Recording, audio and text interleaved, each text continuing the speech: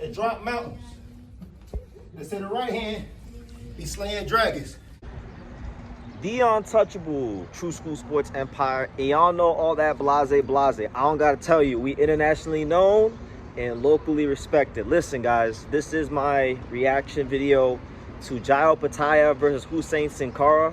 A result of the fight is an 8th round stoppage for Opetaia that results and winds up being one of the most vicious knockouts of the year. I would even go as far as to say a late entry for knockout of the year, because really and truthfully, I mean, there's not too many fighters in boxing that can deliver those kind of vicious knockouts like Opetaia. It was a one-punch knockout.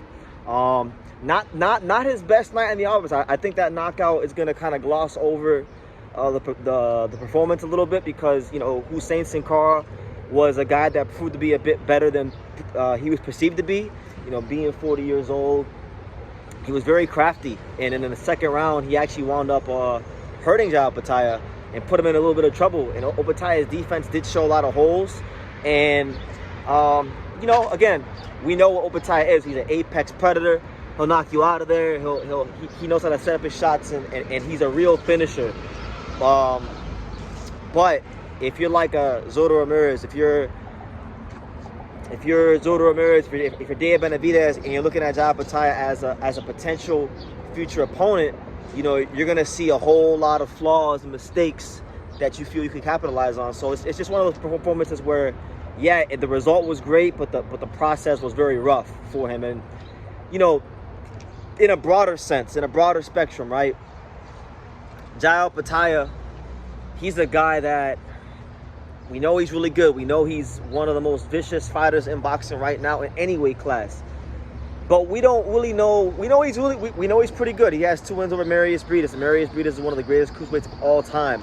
But we don't really know how good, like what level of good is he? How good is he? Is Opetaia? You know, is he just a dangerous, fun fighter that's going to be here for a moment in time? Is he a true pound for pound, you know, future great?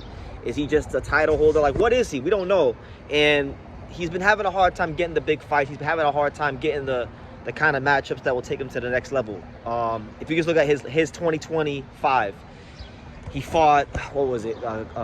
David Naika, Claudio Sequeiro, and now today, Hussein Cinkara. Not household names at all. Not, you know, not exactly a murderer's row, right? And even if you go before this year, you know, you're talking about him fighting guys like Jordan Thompson, Ellis Soro. So his resume, just being honest, is paper thin. And there's a lot of things, there's a lot of reasons you could attribute this to. You could say, like, a lot of these guys don't want to fight Opetaia. They're ducking Opetaia, which I would believe to be true to a degree. But also, we know that Opetaia hasn't really gotten the investment, you know, that he needs for his career. This fight today with Cinkara, you know, it was on UFC Fight Pass, and you know, all respect to UFC Fight Pass. I've watched plenty of cards over the years on UFC Fight Pass, and I really enjoyed them. But UFC Fight Pass really and truthfully is UFC Fight Pass is not a big platform for boxing. You know, a lot of boxing fans don't have UFC Fight Pass, and I know this because I talk to a lot of you guys in the boxing community. I talk to a lot of even reporters and media. They don't watch boxing on UFC Fight Pass. So my thing is, Opetaia isn't really getting the visibility. He's not getting the high-profile fights, and he's being starved out of the big fights. And, you know, recently, Gilberto Zoto Ramirez had a comment about him where he said that he never heard of Opetaia, right? And I have a video on that coming out real soon. But his profile isn't the biggest. He's probably one of the most underrated fighters in boxing right now. I think he actually has an argument to be the most underrated fighter in boxing, because he's a lineal champion. He's beaten one of the all-time greats of his division, but he hasn't been able to get those high-profile fights. And my thing is this: 2026, his team, they got to put the investment up, because, you know, he was trying to get the Chris Billam-Smith fight earlier in the year. They only gave him like a $1 million budget to fight in the UK on a Ring magazine card, and it's just like, man, someone's got to believe in Opetaia the way Opetaia believes in Opetaia, and I'm not really seeing it. And if I could be honest with you guys, if I could be ever so honest, I know that from a business standpoint, and we know boxing is a business. I know from a business standpoint, the fight that's going to get made in the next big fight in the cruiserweight division that's going to get made is going to be probably Benavidez moving up from light heavyweight to challenge Gilberto Soto Ramirez in an all, you know, Mexican-American showdown in Vegas.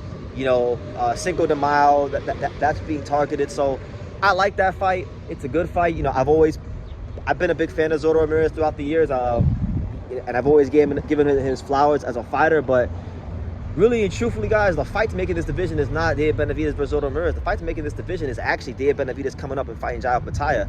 That's the fight they gotta make. That's the fight they gotta go ahead and try to explore, because I mean, you talk about two fighters as far as mentality. Like when I look at the no nonsense, no bullshit attitude of a guy like Dave Benavidez, like, yeah, he doesn't really care for the lights and the cameras. He just wants to fuck people up, and it's the same thing with Jai Opetaia. He wants the action. He wants that action. He wants to smoke. He wants to punch holes through the target. They have a very similar demeanor in the way they go about the business, and I feel like that would really be an explosive fight. You know, Opetaia has this uncanny ability to deliver one-punch knockouts, and he's got very flashy hand speed, and he's a guy that a lot of people over there in Australia believe could be a true pound-for-pound great. Not just a guy that dominates the cruiserweight division, but a guy that can go up and have and achieve heavyweight greatness, kind of in a similar pantheon of guys like Usyk and Evander Holyfield and guys like that have made that successful move from cruiserweight to heavyweight. So my thing is, yeah, I want to see the Benavidez fight, but I know we're not going to get it because Opetaia's profile isn't big enough, because he hasn't gotten the investment. His fights are not on the biggest platforms for boxing. And, like, look, guys, I am a boxing degenerate. This is my life. Like, guys, I'm in San Antonio, Texas right now. We're going to Lamont Roach versus Pitbull Cruz later. Stay tuned for coverage on that. But I'm in San Antonio right now. Boxing is my life. You know, the fight game is my game, right? And sometimes I had to double and triple check to remember all of Opetaia's opponents this year, because that's been how low level the profile of the guys he's fighting is. So hopefully in 2026, you know, Chris Smith, Mateus Masternak, you know, obviously Zordo Benavidez winner, something like that. Those are the kind of fights that Opetaia needs, because the way I see it, you know, he's being starved out of greatness because of the politics of the fight game. So yeah, not his cleanest performance against Cinkara. You know, Cinkara, you know, a decent fighter. He does have a win against Arnold Jojai, who's a decent cruiserweight. But yeah, Opetaia, you know, like I always say, boxing is a results-based business, and like a year from now, a week from now, no one's gonna remember Jai Opetaia, you know, really getting buckled in the second round or having a tough performance against Cinkara, who's 40 years old. No, they're gonna remember how he flattened this dude in the 8th round.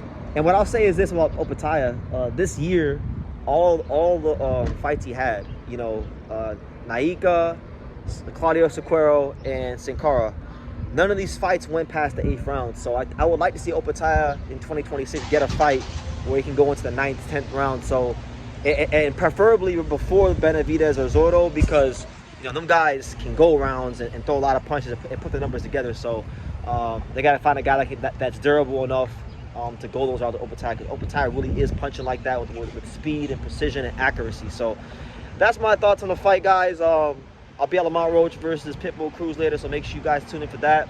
It's your boy BT, the Untouchable. We're on the road to 100K. Shout out to everybody who's been rocking with me this year.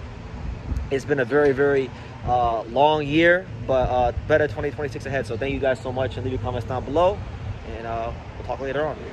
Thank you for watching another video on the Untouchable True School Sports Empire. For more great boxing videos just like this one, make sure y'all click and subscribe right over here.